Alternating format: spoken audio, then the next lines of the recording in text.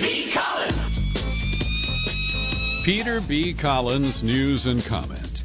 It's Monday, June 12th, 2017. On the heels of Macron's victory in France, with an upstart political party that was formed just about a year ago, many Americans are demanding a third party, a progressive party, here in the United States. But would it work? In Chicago, the People's Forum, the second annual, was held over the weekend, and there were some interesting sparks flying. Bernie Sanders gave a passionate speech where he went further than he has before in attacking the Democratic Party's establishment. He said that it is an absolute failure. Quote, "The current model and current strategy of the Democratic Party is an absolute failure.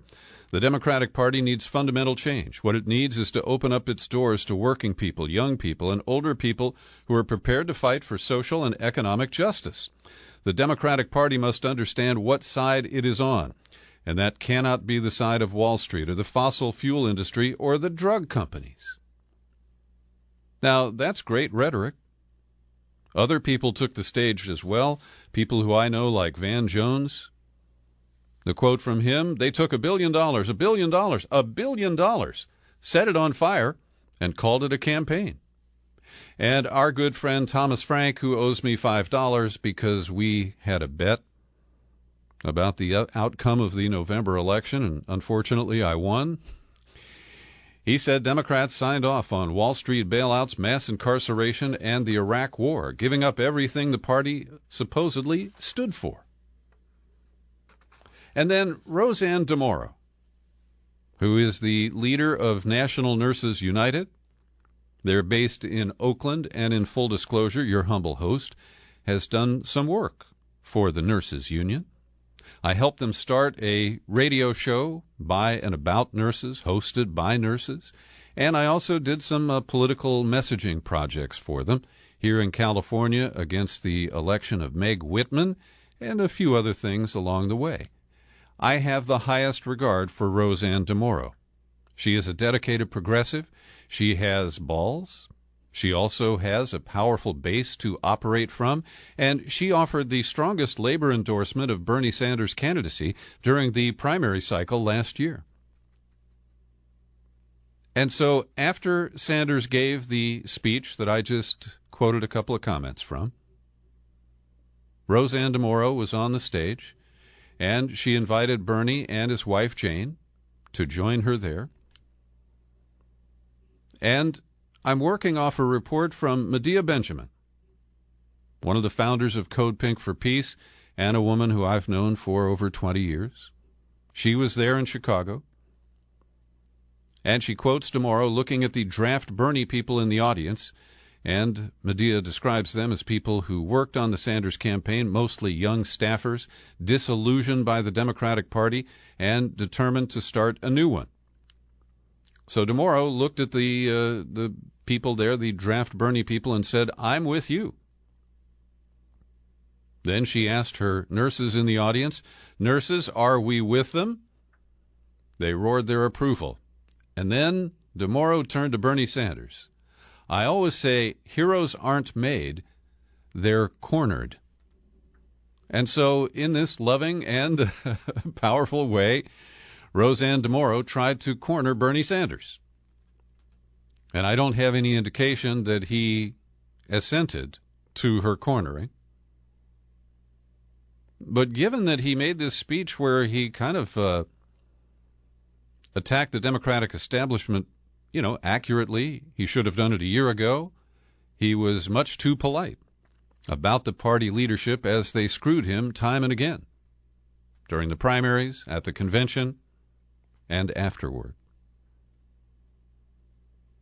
And so, as I reflect on this, I look at the past cycle, and I know that Bernie Sanders refused all of the calls, not only from me, but from Kevin Zeese, from Jill Stein, and from others, to adopt the mantle of the Green Party. Because in the dynamics of last year's election cycle, because Trump was so unpopular, because Hillary was so unpopular, there was a chance that Sanders running atop the Green Party banner, might have been able to pull off the kind of upset that Emmanuel Macron is given credit for in France today. But Sanders wouldn't do that.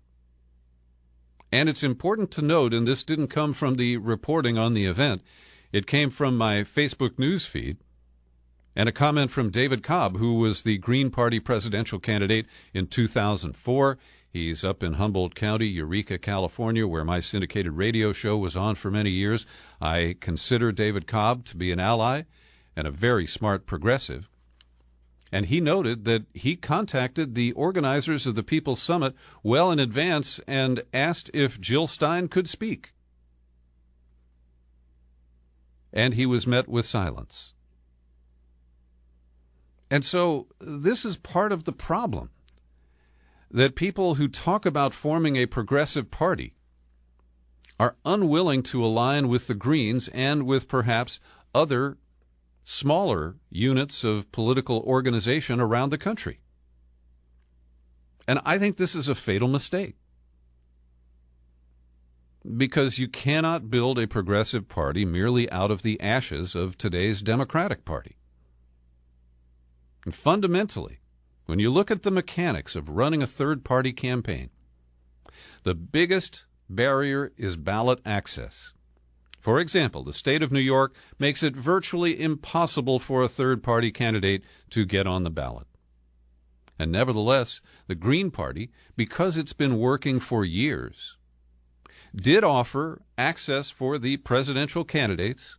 I believe it was in over 40 states. I'd have to check. I don't have that in front of me right now. But building on the Green Party's infrastructure and its legal standing with the election laws in a myriad of states, I see much more potential for an alliance between the Greens and the Democratic Party's angry left than I do for the startup of a brand new party. Now, there is time for a new party to gain momentum, to try to get on the ballot. But the rules are different in every state, and it is a huge challenge. Not entirely impossible, but it takes a lot of effort, a lot of legal operations, and a fair amount of cash. Now, Bernie Sanders also announced the formation of his new nonprofit organization, Our Revolution, and an expansion of that to support candidates at the local and federal level across the country. And I certainly favor that. There is no reason to oppose it. But at this point, we have to see Bernie Sanders, who is not a Democrat, and that was pointed out by many loyal Democrats who were offended by his entry into the party's primary last year. And he has to make a decision. He's getting older. I don't automatically assume that he will be a presidential candidate in 2020. But if he continues to dream that he can repair the broken Democratic Party and build coalitions with the pro-Wall Street, pro-corporate, pro-Silicon Valley leaders of that party, I think he's mistaken. And so I encourage you to read Medea Benjamin's piece. I've linked to it in the show file for today's podcast. And let me just quote from her final paragraphs. Criticizing the Democrats and ditching them are two entirely different things. There are certain sincere leaders still determined to change the party from within. But getting Bernie Sanders to break with the Democrats is a long shot, says Benjamin. And even if he agreed, creating an effective third party in the U.S. winner-take-all electoral system is a treacherous path, littered with dead bodies, from Ross Perot's Americans Elect to Tony Mazzacchi's U.S. Labor Party. But for those who see the Democratic Party as unfixable and the existing third parties as ineffective, what have they got to lose? Asks Medea Benjamin. Well, the question is bouncing around Washington, is James Comey a leaker? I don't believe he's a liar, As you know, I don't have the highest opinion of Jim Comey and the way he ran the Federal Bureau of Investigation. But in the current context, I do believe that he told what he thinks is the truth when he testified under oath on Thursday, and the attacks by Trump calling him a liar and claiming that he's a truth teller only work for the subset of the population that was taken in by the con man and voted for him. And in what I consider to be an extension of the Kofefe tweet, Trump took to Twitter on Sunday morning, quote, "I believe the James Comey leaks will be far more prevalent than anyone ever thought possible. Totally illegal, question mark? Very cowardly, exclamation point." Now, far more prevalent? Prevalent means widespread. How are his leaks widespread? Now, if he's trying to say that Comey is a much more prolific leaker, based on what he has acknowledged in sharing his notes on Trump conversations with a friend who then leaked them to the New York Times. But I really don't know what Trump was trying to say there. I just know that he's trying to smear Comey, and that all of the Republican media outlets have been on those message points since Friday, reciting a lot of stuff about Comey's failings as leader of the FBI. They're a whole different set of talking points than the ones that I use, but they are working to try to take him down several notches. So in the New York Times, Charlie Savage, a reporter whom I respect and I've talked to a couple of times, he published a piece basically examining whether or not Comey's actions constitute a leak. And he starts with a definition. The word leak has no official legal definition, but the term usually refers to the act of providing confidential information to the public in a surreptitious way and without official authorization. That's a neutral description, but Trump on Friday used the term in a way clearly intended to carry pejorative connotations. He's a leaker, Trump said of Comey at a news conference. So the other term that is introduced into this discussion by Charlie Savage in this article is the difference between a plant and a leak.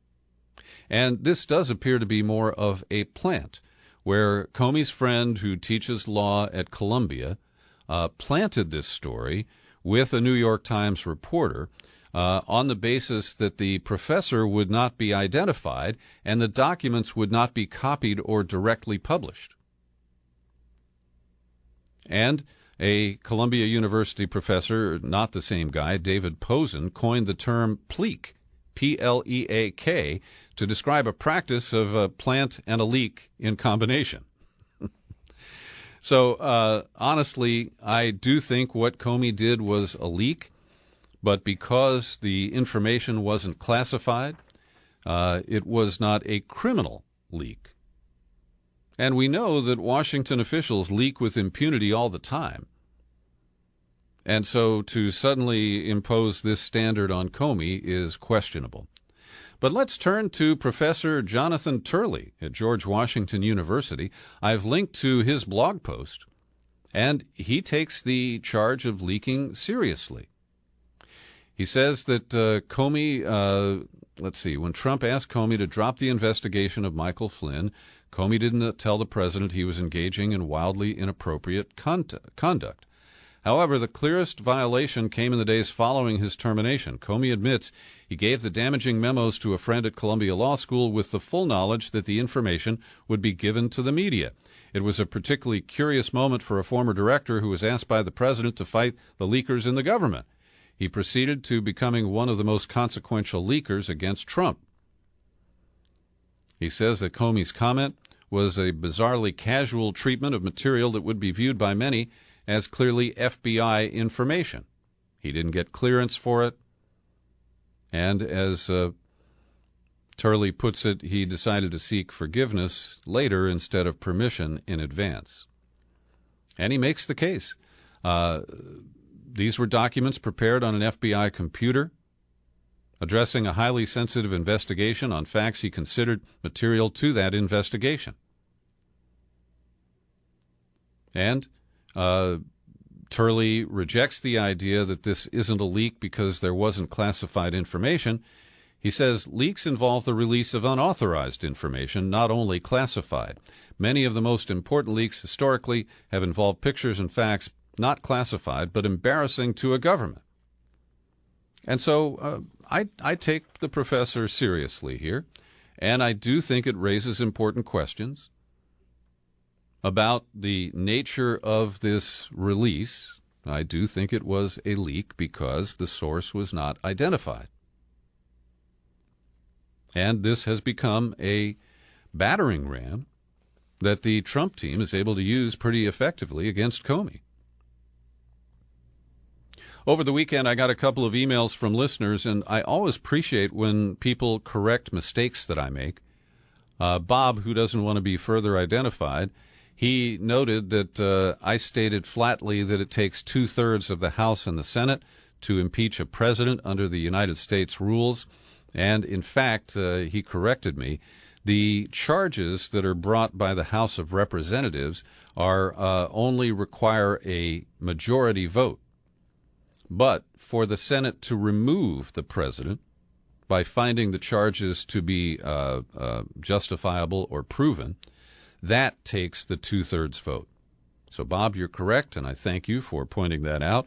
Also, Hamish checked in from Australia to straighten out my garbled comments on Friday about this minor party in the British Parliament that is forging a coalition with Theresa May that will give her a narrow majority to rule from. And the name of that party is the Democratic Unionist Party of Northern Ireland. And I kind of fumbled the description of it on Friday because I didn't have accurate notes in front of me. But the DUP is a hard right party. The New York Times politely describes it as socially conservative, fundamentalist Protestant, and fiercely loyal to dreams of Britain's lost empire. These are also the people who led the orange marches through Belfast for years that always provoked violence. And in the late 90s, there was a deal cut to end those parades. And as part of any kind of negotiations with Theresa May to give her the bare majority she needs in Parliament, the DUP leaders, at least in Northern Ireland, are demanding resumption of those so-called parades. Now, that's a pretty costly maneuver for Theresa May to hold on to her job as Prime Minister. And Nicola Sturgeon, who is the First Minister, and I believe hails from Scotland, she is calling on Theresa May to pause the Brexit negotiations, which are supposed to begin in about 9 days, in order to build a new cross-party four-nation consensus on the United Kingdom's approach. Now, this is significant because most people think of Britain as just Great Britain. But Great Britain, the United Kingdom, includes Northern Ireland, Wales, and Scotland. And so there are deviations here. There isn't full unity. Scotland is still hoping to remain a part of the EU even as Britain withdraws. And that makes things extremely complicated. And Nicola Sturgeon, I think, has a good point here. So it'll be interesting to see if this does change the tune and the tone, because now people are talking about a soft Brexit, where Britain will allow immigration without restrictions, travel freely between Britain and the continent. It may impose some restrictions on trade, but it wouldn't be as extreme as the hardliners who promoted Brexit have proposed. So there are a lot of variations, and I want to underscore that my understanding, based on my friend Andy Worthington's coverage, and I even looked it up over the weekend on Google, the vote last year for Brexit was an advisory referendum. It was not binding on the government. And so a new government, even if Theresa May remains the prime minister in title, I believe could change the tune of the planned Brexit and change the tone in ways that could produce some sort of a win-win proposition down the road. The alternative is a very complex set of negotiations over hundreds, if not thousands, of separate issues, and it could be very difficult to reach a resolution. In Saturday's New York Times, there was a nice little profile of Alexei Navalny. He is the leading opponent of Vladimir Putin in Russia, and he's been a critic of the Kremlin. He has released videos that depict the corruption of Putin and his cronies, and he spent 15 days in jail earlier this year. And today is a national holiday in Russia, and there are protest marches against the Kremlin all across the country. But as Navalny emerged from his apartment building in Moscow to attend a rally that he had guided into the city center, he was once again detained by the police. And we're told that protests have unfolded in more than 100 cities across the Russian nation. And after he was taken into custody, his wife posted a picture of the incident on his Twitter account with the caption, "Happy Russia Day." That's the national holiday that is underway today. Every day I pause for a second and thank the people who support my work here at the Peter B. Collins Podcast with your subscriptions. That's how we pay the bills here, and your humble host gets a few bucks a day for hosting this podcast. I'd love to see that change with a rash of new subscribers, and why don't you become the first one? You can join great people like Don Cisney, Jeff Lipinski, Terry Paris, and Jeff Stewart. Jeff Stewart just emailed me recently and was really pleased with an interview that I posted, a month or so ago, with the artist Al Farrow. And Farrow's the guy who makes these anti-war art pieces out of guns and ammunition. It turns out that listener Jeff Stewart has known Al Farrow and his work, and I take it that Jeff is an art broker, or has been an art dealer, according to what Al Farrow told me. So it's an amazing connection, how the disparate audience that's spread out all across the country, and 30% of my listeners are outside the United States. What a small world it is that Jeff Stewart knew Al Farrow and his work. And so I love the kind of community and the connections that we're able to build here, and I hope you can help us sustain it. Come on over to peterbcollins.com, click menu, pull it down, click on Become a Subscriber. It takes you to the sign-up page, and in minutes, you can set up a subscription that fits your budget needs or your budget comfort zone. And I will be very grateful. We lost 3 more soldiers in Afghanistan over the last few days. They were killed on Saturday. Apparently an insider attack, although the Taliban is taking credit. They may have put somebody in uniform who was able to infiltrate the group.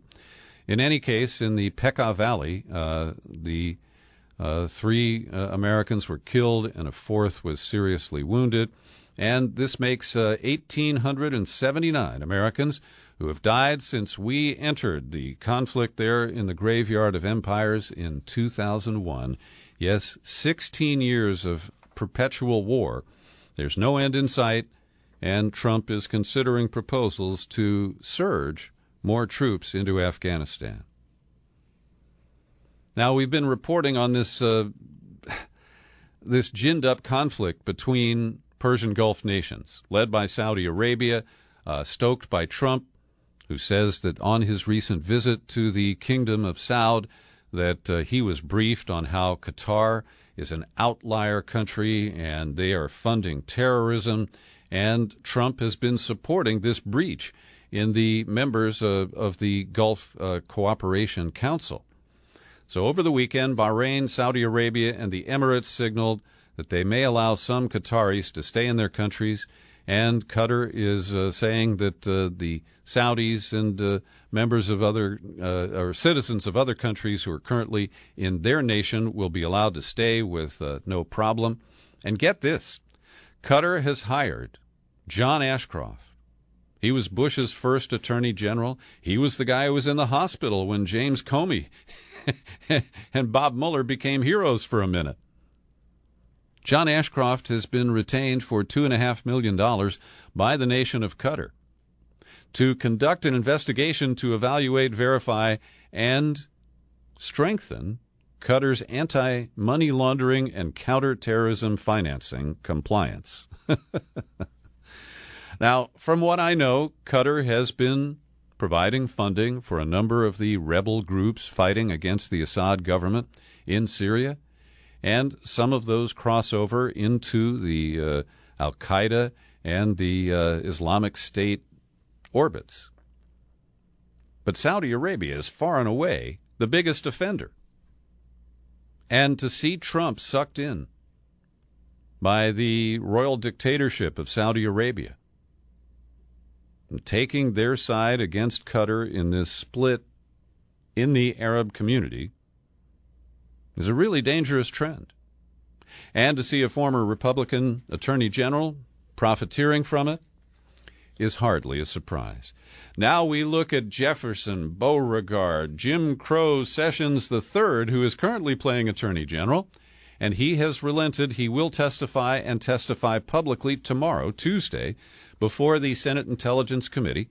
There have been negotiations going on all weekend. He was supposed to testify before the Judiciary Committee in a long-scheduled appearance related to the budget of the Justice Department, and he is switching it up and instead will speak to the Intelligence Committee.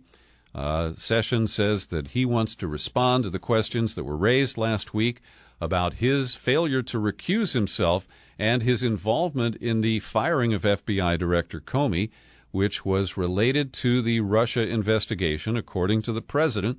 And in that case, it violated the claimed recusal by Jeff Sessions. I think other things will be discussed as well, but I think that will be the top topic there at the hearing on Tuesday. Also, over the weekend, Dianne Feinstein, who sits on both intelligence and is the ranking member of the Judiciary Committee, wants Sessions to come over to her group and party with them. But she also, to her credit, despite being a Democrat and that this is a Democratic issue, she told a Sunday morning talk show that she wants former Attorney General Loretta Lynch investigated for possible collusion with the Hillary Clinton presidential campaign because she ordered Jim Comey to stop calling the email investigation an investigation and call it a matter. Interesting piece in today's New York Times showing that across the country, in big cities like New York and small towns like Burlington, Vermont, that police chiefs and officers are dealing with the growing opioid crisis and the heroin epidemic and the massive increase in overdoses and deaths related to it, not as a law enforcement and lock 'em up matter, but as a serious health crisis. And I consider this to be really encouraging news. The frontline officers and their bosses have learned that the war on some drugs, the 3 Strikes Law, Bill Clinton's Death Penalty Act, all of these efforts to use incarceration to deter people from committing drug crimes didn't work. They know that. And so there's one story here of a guy who overdosed in Burlington, and the police chief himself went to see him and was able to talk him into going into rehab. But Jefferson Beauregard, Jim Crow Sessions III, he's been telling everybody to lock him up. His answer to the opioid and heroin epidemic is to conduct more criminal investigations and put more people in jail for minimum mandatory sentences. And last year, the death toll from opioids and overdoses climbed from 52,000 in 2015 to 59,000. And one pro-police advocate, Chuck Wexler, said, well, where is the Len Bias moment? Well, the Len Bias moment was in 1987 or 88, and Senator Joe Biden led the charge to throw huge penalties onto people who were convicted of possessing or using crack cocaine, Len Bias, a basketball star, had died after using some crack. And Joe Biden has never properly apologized for that. Hillary Clinton had to back away from those policies when she announced her run for president. Barack Obama commuted the sentences of over 1,000 drug offenders before he left the White House. But Joe Biden has never owned up to his responsibility for those bad policies and the lives that were ruined. Trump has taken another hit right on the chin related to his royal decree to ban travel from 6 Muslim-majority nations and to suspend the refugee program. The latest from here in San Francisco, the allegedly all-liberal Ninth Circuit Court of Appeals, it's not, a 3-judge panel ruled unanimously that the president really didn't have a rational basis for the travel bans that he issued. And they didn't really use his tweets or his anti-Muslim statements.